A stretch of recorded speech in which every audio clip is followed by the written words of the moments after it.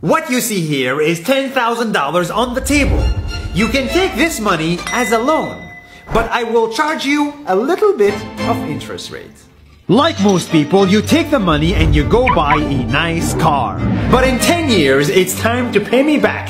And because of interest rates, now you owe me $20,000 and not 10. You will say, I don't have money to give you. And if you don't, I take your car and a piece of your house.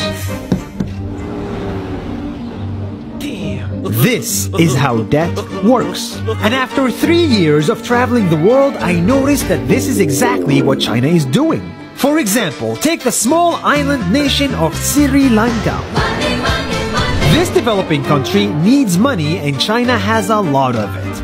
So Sri Lanka took billions of dollars in Chinese loans. It was easy money just there to be taken. And with that, they built skyscrapers, highways, airports, and shipping ports. The country grew and prospered. But few years later, this easy money came with interest rates, and Sri Lanka was so much in debt that it couldn't pay back China its money. And the only way out was to give China control of what they had built. In other words, Sri Lanka lost a piece of its home to China because of debt. This is the Chinese money trap. And it's a real thing I saw all over the world. In Papua New Guinea, I saw $2 billion in loans given by the Chinese to build skyscrapers, infrastructures, and ports. But there is no way this remote developing country can pay it back or its interest rate. And the only way out is to give China control of the country. In the Maldives, Pakistan, Malaysia, Laos, Kazakhstan, Mongolia, Egypt, Kenya, and South Africa, the same thing is happening, and many countries are struggling to pay back Chinese loans. If you look closely, all these infrastructure projects like highways, ports, and bridges connect to China through the sea or through the land to form something far bigger, far more powerful than just a bridge.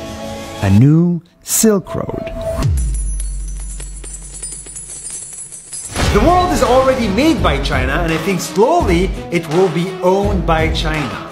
Don't get me wrong, building bridges, ports, highways, and airports is a great thing for the people and the country, but they come at a very high cost. And when these countries can't pay back the loans, these countries will lose their homes. One thing my parents had taught me is that there's no such thing as a free lunch or a free ride. So if we're not careful with our money or other people's money, then we better start learning Chinese. 下周见。